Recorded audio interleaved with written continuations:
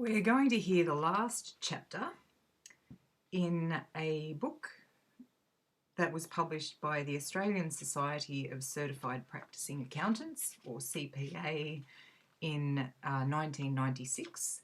The author of the book is Rob Lynn, and the title of the book is Power, Progress and Profit, A History of the Australian Accounting Profession. The chapters are organised in time periods. Chapter 1, called Power and Order, is set from 1788 to 1850 and refers to early colonial accounting. And then it just goes through periods.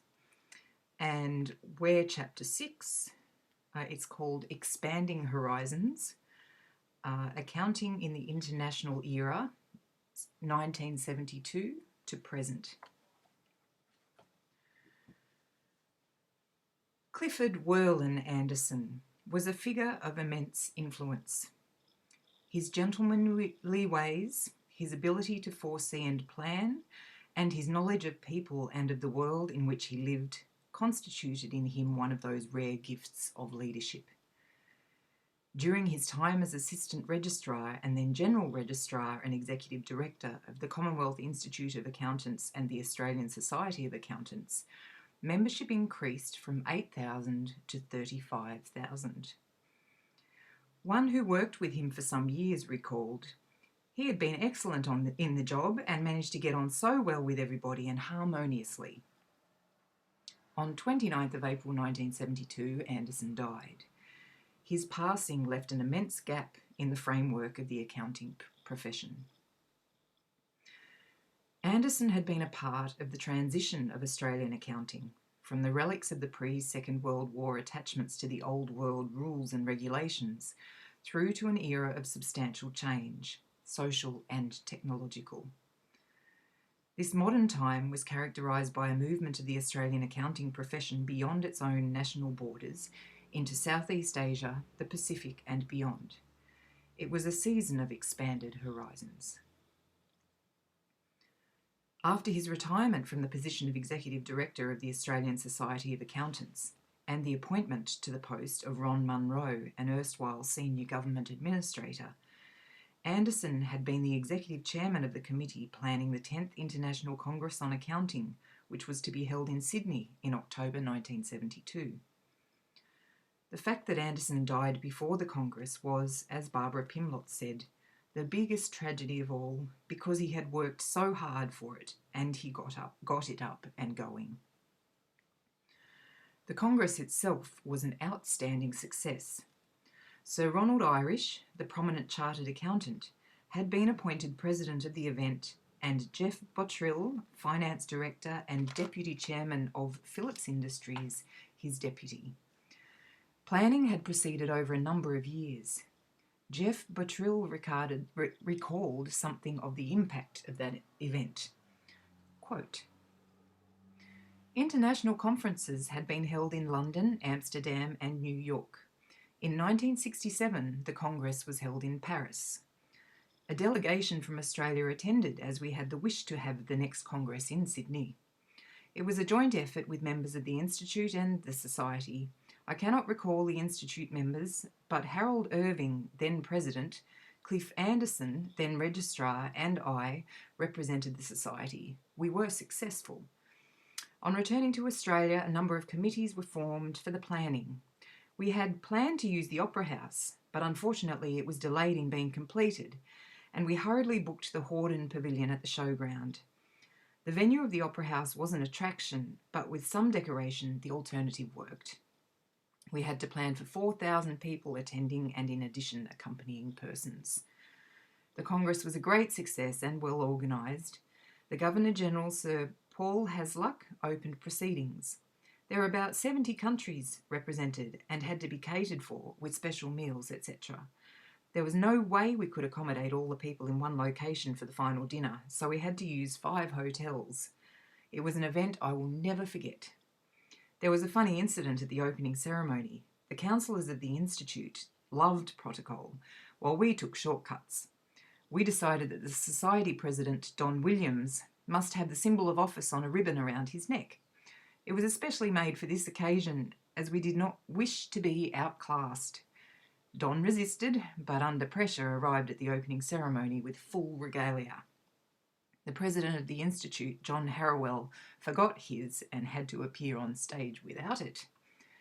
Following the success of the Congress, an international committee was formed, the International Committee for the Coordination of the Accountancy Profession, ICCAP. It had the task of advancing the profession and choosing the venue for the next Congress.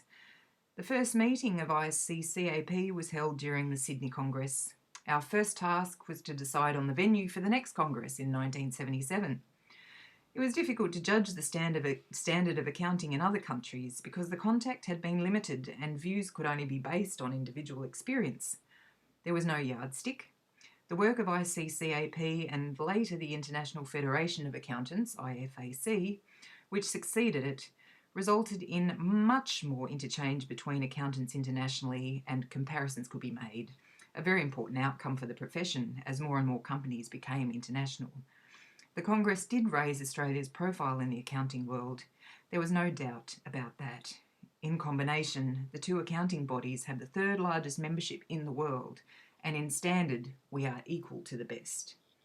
End of quote. Jeff Bottrill was correct when he noted that this event had put Australia on the map. One Edinburgh academic wrote, following the gathering, that many things were learned at the Congress, but for me, the most obvious was the realisation that Australia was not so remote as I thought it was. The 1972 Sydney Congress was in many ways a pointer to the future for the accounting profession. It broadened their views, gave many a sense of needing closer cooperation on an international level, and brought home the need to communicate better to the community. The Congress was also held at a time that was the beginning of a new social and political era for Australia. During the next decade, there were to be times of great tension within the wider community over political issues, like the sacking of the Whitlam government in November 1975. This unease was also intensified by mishaps in the corporate sector, financial mismanagement and controversy, and the rise of various interest and lobby groups. Accountants who shared in these experiences were to have their own difficult times as well as their successes. The role of women in the profession, professional education and designation, registration, advertising and promotion, unity and integration of professional bodies, and debates about how best to respond to the large social issues, corporate collapses, inflation and the like, were all to be part of the action.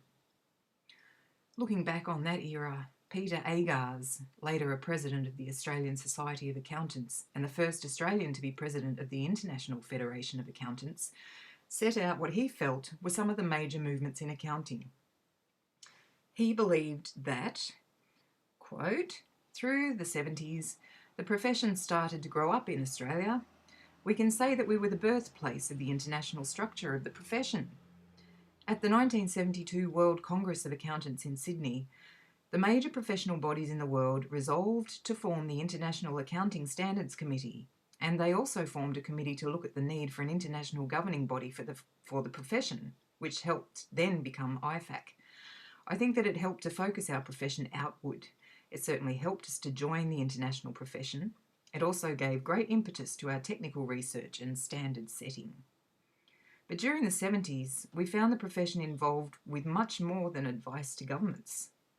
The issues of principal accounting officer and registration of accountants were on the agenda. There were various legislative reviews. Taxation became an issue. I think that the profession developed a conscience over tax avoidance during the 70s. It didn't really have it before then. End of quote. Some of the issues of importance during the 1970s were met with hostility by some of the more conservative members of the profession.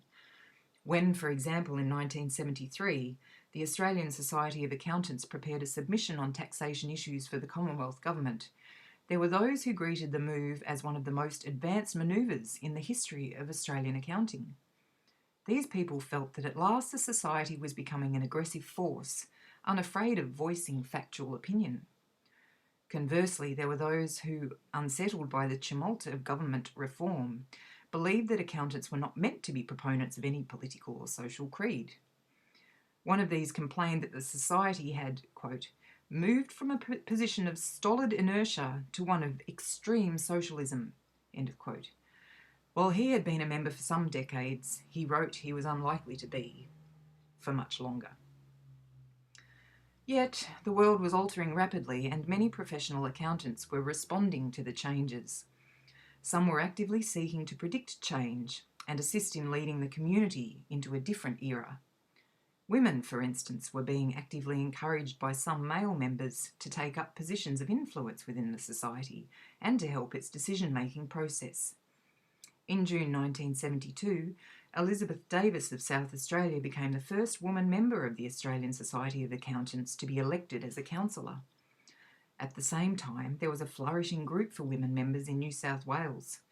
Further appointments were made to divisional councils, Dulcie Faig, Queensland 1974, and Judith Sherry, Victoria 1974. Women were also beginning to receive coverage in the accounting journals. Margaret Guilfoyle, for example, was profiled in an issue of the Australian Accountant. Generally, there was a steady emergence of women, although some people did not appreciate the publication of an article in April 1974 called Sex and the Professional Woman, which claimed that women had to achieve far more in their professional work to reach the same status as men. Another woman accountant called the article narrow, immature, and unprofessional ravings. During International Women's Year in 1975, Elizabeth Davis brought before the public eye her opinions that women were readily accepted into the profession. Quote, woman as accountant has the same aims, ambitions, and interests as has man as accountant. To think differently only causes fragmentation of the society at a time when unity of all members of the profession is needed to make accountancy the tower of strength it should be.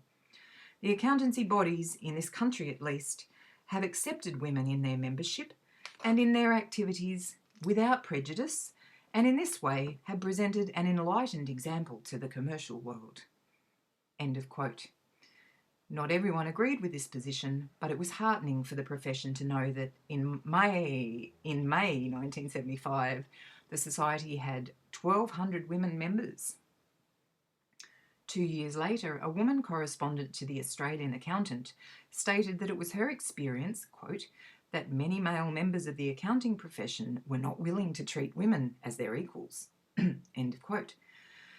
She felt that the odds were loaded against women reaching the top and asked for the society to help change these attitudes. There were those like Elizabeth Alexander, an audit partner with Price Waterhouse, who belied this view. She became a national and Victorian councillor and eventually, in 1988, was the first female national president of any of the major accounting bodies. Women could be successful. Her contribution was outstanding.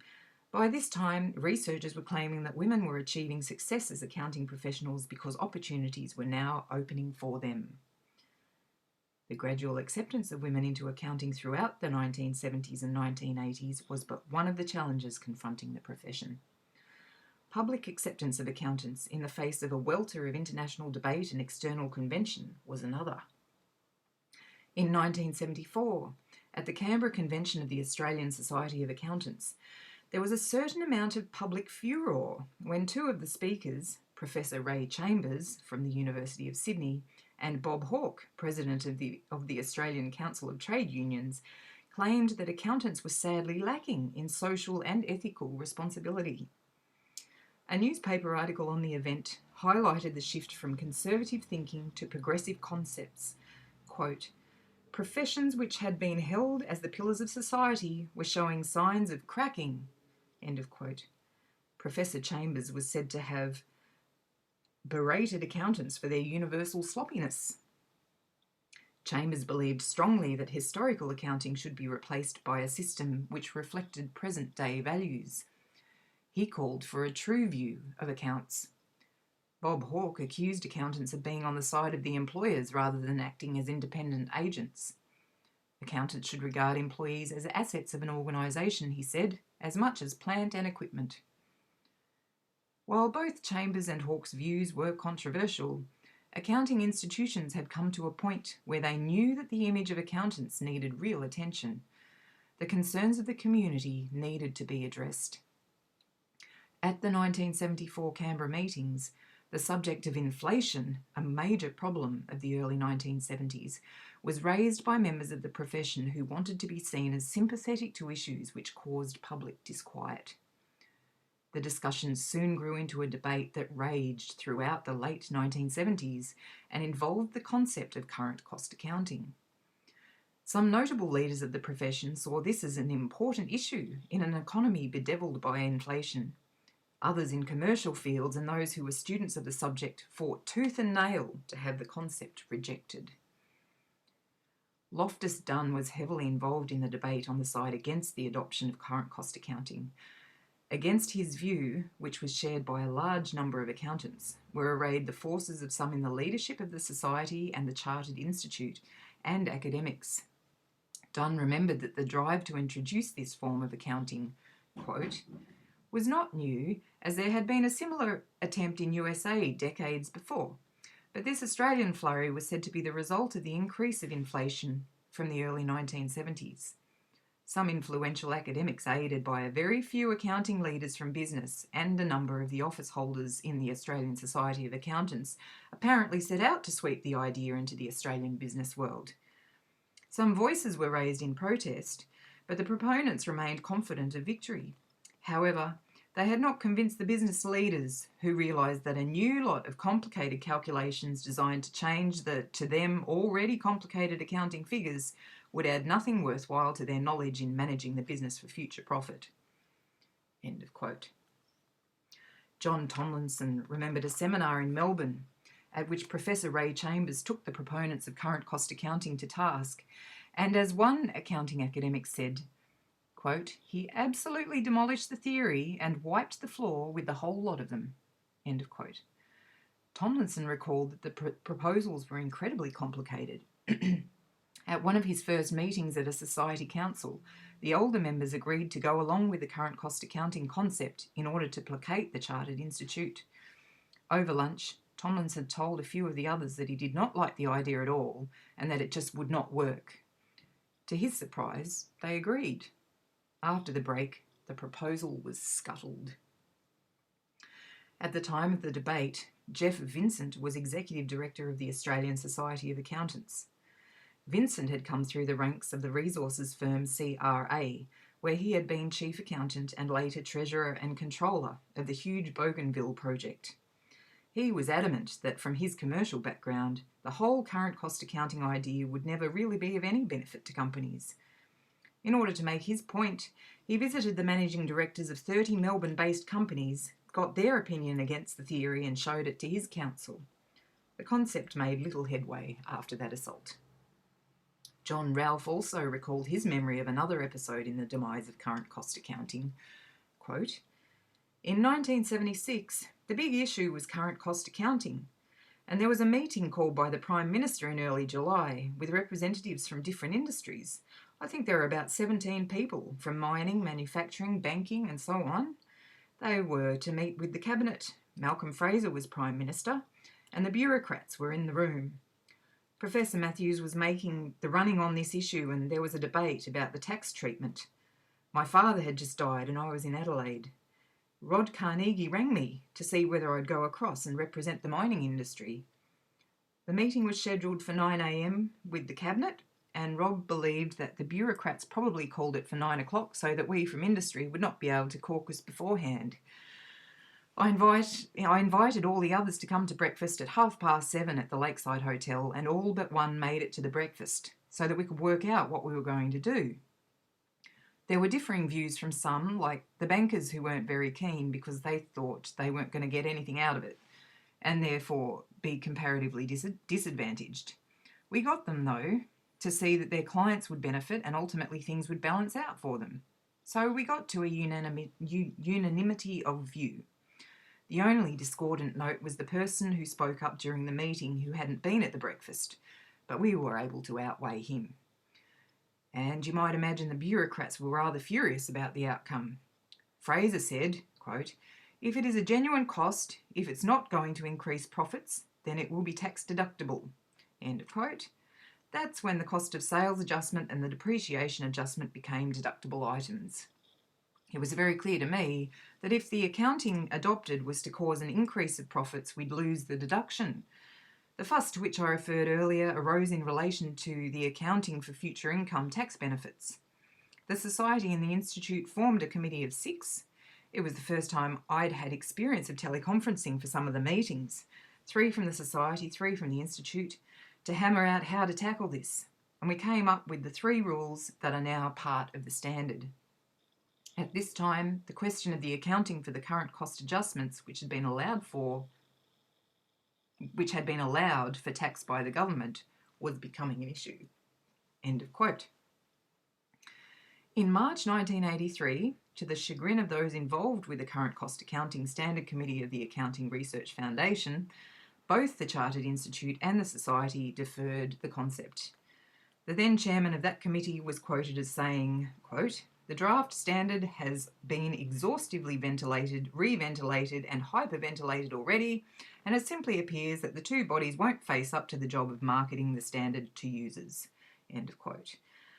On the evidence of people like Tomlinson, Vincent, Dunn and Ralph, he was entirely correct. The then National Director General of the Institute of Directors, Wally Summons, said that any attempt to introduce the standard would have met fierce opposition. It would have caused confusion, and because it would not have been accepted by the federal government for tax purposes, it had no future. Even one of the major proponents of the concept admitted that it would not be prudent to invoke it. While a matter like current cost accounting could assume the mantle of an internal professional debate, it was far more difficult for accountants to retreat from public criticism of their standards during times of corporate collapse and tax avoidance. In the early months of 1982, there was a fair degree of public antipathy towards accountants because of the part it was perceived that some practitioners had played in massive tax avoidance schemes. Scepticism and cynicism were rife. The president of the Australian Council of Trade Unions, Cliff Dolan, joined the hue and cry against these examples of abuse, and at a Congress of the Australian Society of Accountants in Adelaide, Dolan hit out. Accountants contributed to, quote, "artificial schemes of personal and corporate tax evasion," end of quote. Accountants could be seen as servants of the powerful and privileged. The government, said Dolan, must crack down on this junketing. The then president of the Society, Peter Agars, was quick to defend the record of his organisation and said that they could not condone schemes that were contrived only to avoid tax. John Miller took over from Peter Agars not long after Dolan's attack. In early July 1982, it was Miller who took the offensive on the issue. He captured the headlines by agreeing with the thrust of Dolan's argument. Tax evasion, said Miller, should be stamped out for good and all. Some in the financial press sensed that Miller's stand had done much to raise public opinion of accountants, and that his insistence that the motto of the Society, integrity, had to be given more than lip service. Miller recalled taking a high profile on the issue and having numerous editorials written about the stand in the daily press. He said that his strong opinions, quote, caused continuing controversy for several months, end quote, and even earned him the censure of a couple of Society branches. At that point, he said, quote, "I knew I was on the right track. I had enormous public support," end of quote. One means that some of the leaders of the professional bodies saw of tackling these adverse community attitudes was by the unification of the 2 major professional bodies. From the earliest days of accounting institutions in Australia, there had been attempts to amalgamate the entities into stronger units. By the early 1970s, there were really only 2 major institutes left, the Australian Society of Accountants and the Institute of Chartered Accountants in Australia. The attempted merger of the 2 bodies in the late 1960s had foundered. A legacy of goodwill remained among the leaders of both bodies, and there were many who determined to overcome the entrenched conservatism of the chartered practitioners, in particular, in order to bring about unity. Vic Goal, a long-time force in accounting, said in a 1983 overview of the Australian Society of Accountants that, quote, integration of the profession was an ideal, long thought of by many to be desirable, end quote. He noted correctly that there had been a type of unity of purpose through the joint committee structure. He also noted with insight that, quote, to bring two strong and well-recognised professional bodies together in complete integration raised many problems, and the power of the vote defeated the objective, end of quote. In both the 1975 and 1980-81 attempts to merge the bodies, there was vigorous support from a leadership committed to the notion of a single accounting entity.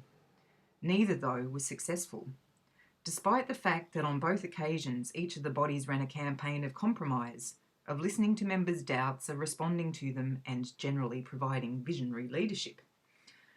Certainly, the general consensus of society members was summed up by one correspondent who wrote, quote, whilst I can appreciate that generally accountants are a conservative group, surely integration provides a great opportunity to dispense with some of the hangovers of past centuries inherited from another country, and as we move into the 21st century to stand on our own feet as a united and truly Australian professional body.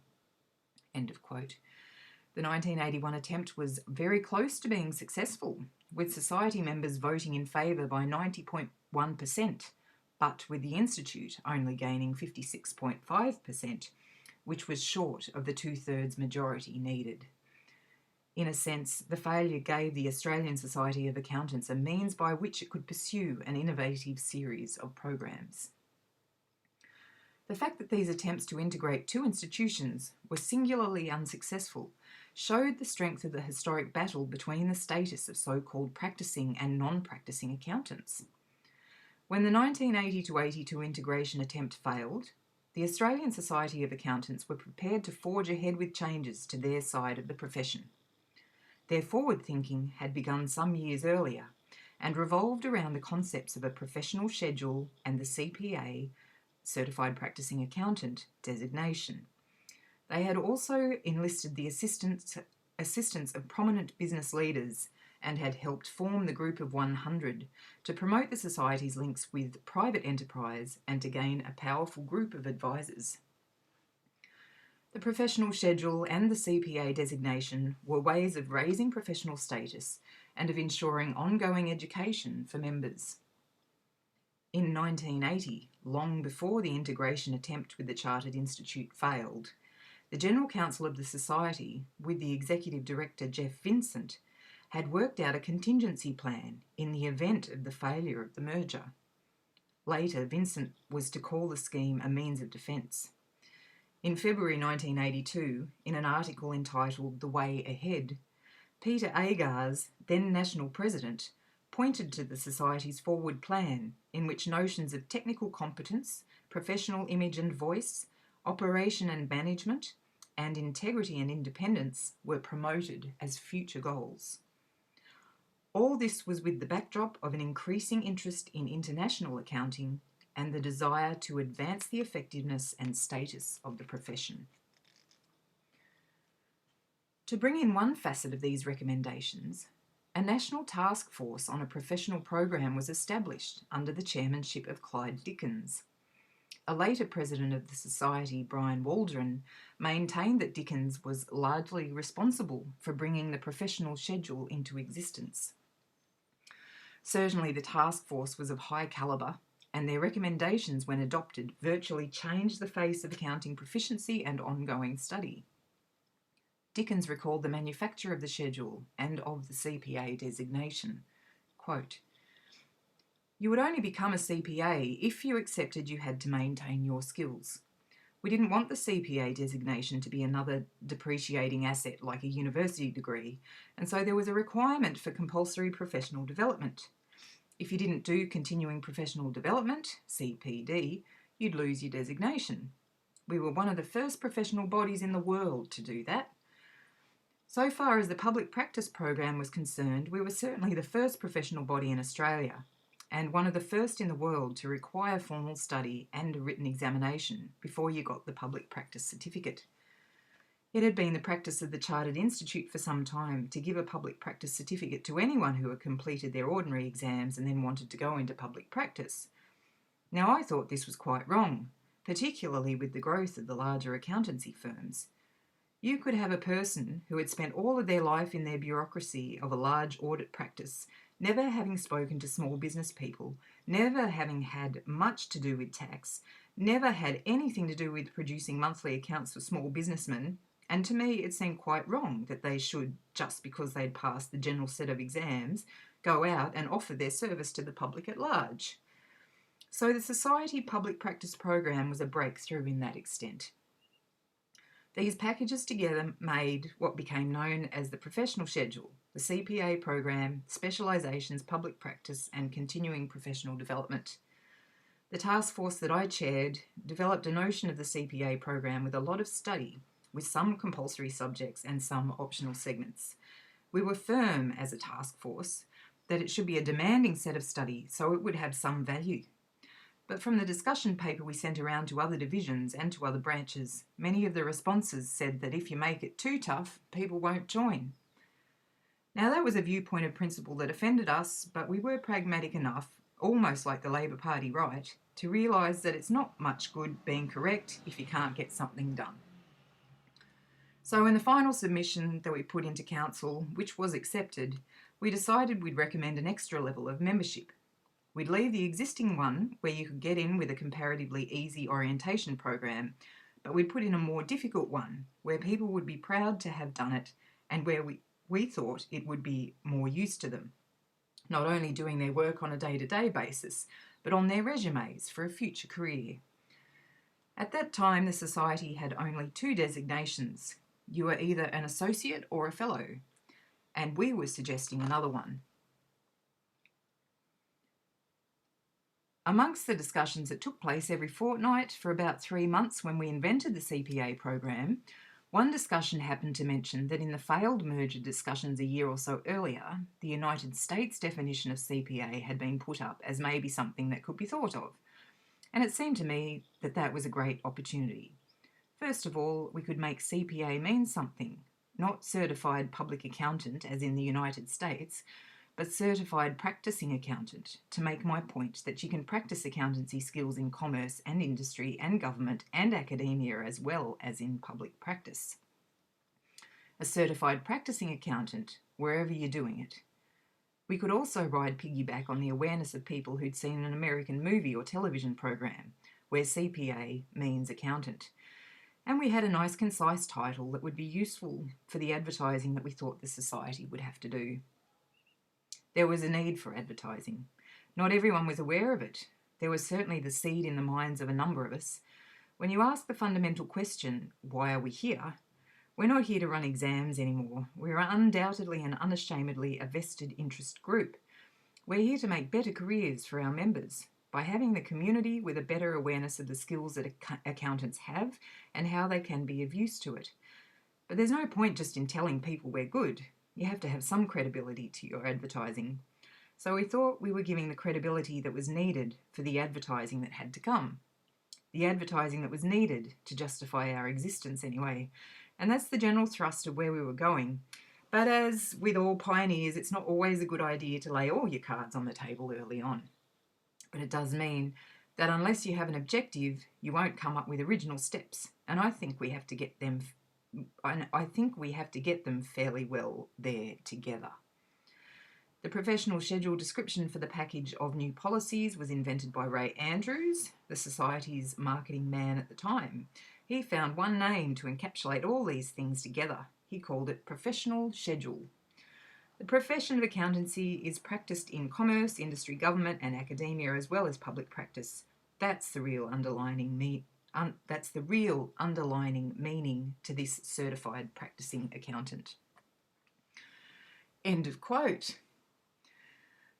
Advertising was a key feature of the success of the CPA.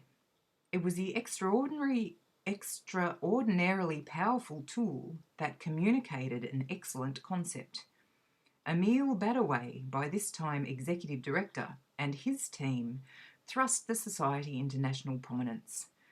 Peter Agars recalled his sense of pride with the program and advertising. Quote, "When it came to promote CPA, it was promoted through the professional schedule, which was a brilliant concept. John Miller, Emile Badaway and Ray Andrews had a great deal to do with that. I remember agonising over a $500,000 per annum budget that Ray Andrews wanted to promote CPA, and losing a fair bit of sleep over would members ever accept that sort of investment. But I think the moment it was launched and explained, society members, having given incredible support for integration on a number of occasions and not having achieved it, were really pushing for the society to get on with it. They'd agreed to an unprecedented increase in our resources when I was president, which worried me too. But I think the promotion of it was brilliant. I think we all became very proud every time we saw a television advert saying CPA. We became proud when our neighbours and friends said, "Saw your advert the other day." I don't think I've ever had a member complain to me about CPA. Even some of the old Cost Institute people who had said the Society's never really honoured its commitment to give recognition to the cost accountant felt they'd probably achieved that recognition when CPA came in. End of quote. The figures behind this promotion of CPA were active in pursuing the best for their profession. Some of the leaders in the early 1980s, like John Miller, Ron Cotton, Clyde Dickens, Peter Agars and John Tomlinson, were active in promoting the Society as a body concerned about public criticism. They offered explanations, spoke out on controversial issues, and encouraged members of the Society to have pride in their integrity. They were reformers who wanted to see accountants gain in prestige and proficiency. Two consecutive executive directors of the Australian Society of Accountants, Jeff Vincent, who took over the reins from Ron Munro in 1976, and Emile Badaway, who assumed office in 1982, brought the organisation into a new era of growth and influence. Their input into the future planning needs and the implementation of the professional schedule and the CPA designation were vital. By the late 1980s, the Society needed to change to meet the demands of a new era. The appointment of Michael McKenna to the position of Executive Director in 1988 was part of that response. McKenna came from a commercial background with the major company ACI and had strong links to business in Southeast Asia. Two initiatives during Michael McKenna's direction of the Society have had profound impact on the profession: the change of name to the Australian Society of Certified Practising Accountants, and the creation of Centres of Excellence, in which Graham Payton, National President 1993, played an important role. These centres claimed Bob Jeffrey, National President 1992 to 1993, quote, "have enhanced our technical and professional resources and our quality assurance program for public practitioners," end of quote. Another significant feature of this era has been the dramatic increase in membership, from 55,000 at the end of 1987 to 81,000 in 1996. There has been a similar advance in the CPA program, from 3,000 at the end of 1987 to over 20,000 in 1996. The growth and development of the Society have been unsurpassed. The international work of the Society has also taken a strong step forward. In the early 1950s, the Society's inroads into Asia had been an outstanding feature of the work of the Colombo Plan. In the late 1980s, with Australian universities exporting education, and with many students choosing to come to Australian campuses, there has been a strong growth in the number of Asian members in the Society. In 1996, this expansion of interest culminated in the formation of an Asian division within the Society, another first. Within this framework of global progress, Vice President David Boymull has been a notable leader in the process of setting accounting standards, both at home and internationally. While the growth and diversity of the Society's affairs in the late 1980s and 1990s has been exceptional, the attempts to unite its affairs with that of the Chartered Institute have been nullified. After much discussion and canvassing of members' opinions, a unification vote was held in March 1991. It failed by the smallest of margins, almost certainly because the Chartered Institute's small practitioners were able to cast two votes, one as members and the other as holders of a practice certificate. This unsuccessful attempt did not in any way stifle the forward-looking plans of the Society. It was, as John Miller had said in 1989 when discussions were reaching a stalemate, you can't expect the society to go into hibernation while the Institute makes up its mind. The creative forces that had encouraged so much of the innovation of the past were still alive and active. And what of the future? The challenges for accountants in the future will involve many of the perennial issues that have affected them over many decades: professional status, education, and international cooperation and standing. Over the recent years, some of the accounting profession's outstanding members have made speeches about the world that is to come and how accountants can best serve it. Most remarkable is the relevance of many of these statements even after the passage of time. Sir Charles Court, for example, in 1984, was asked to speak on the role of the practitioner to the year 2000. He urged accountants to be so creative, inventive, ingenious, innovative and forward-looking that they would be the first to be ready. These pace setters were to be a vital component in wealth creation. The accountant of the future would be a quiet reformer who would be responsive when changes were inevitable. His only regret was that he was not 30 years younger to pick up the challenges. In the 1990s, there are those in the profession like Graham McGregor who have equally enthusiastic views about the role of accountants. He warns that there is no room for complacency, nor for the blind acceptance of information technology. Management accountants, he maintains, will need the analytical skill to analyse outcomes. He also sees that accountants in countries like Australia are well placed to play a pivotal role in the training and education of accountants in developing countries. There are many opportunities. One of these favourable openings is reflected in the Society's far-sighted concept, Cpa Vision 2020. This program realises the changing role of accountants from bookkeepers to analysts and planners. It seeks to prepare the profession for an exciting future. A leading thinker in this forward planning is Vice President Dennis Cortese. The most important factor in the realisation of these visions will be the professional participation of accountants.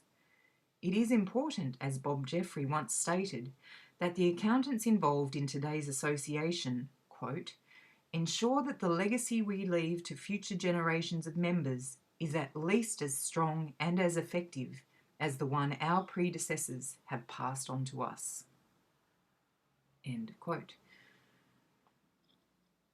Concluding paragraph, those men who founded the first professional institutes of accountants in Australia in the mid-1880s would find the modern world unrecognisable. The organisations which they created have been part of the ebb and flow of national life. In so many ways, accountants have contributed to the progress and profit of the nation through their use of powerful tools and incisive thought. There are many issues raised by the founders, though, that remain at the centre of the thinking of the Australian Society of Certified Practising Accountants. The search for excellence, due regard for integrity and ethics, a profound and enduring education and professional development, high quality of service. Through these and other matters, the heritage of those pioneers lives on. The story of Australian accounting is an integral part of the national fabric. It reflects generations of commitment, debate, controversy, and an aspiration towards making a better nation.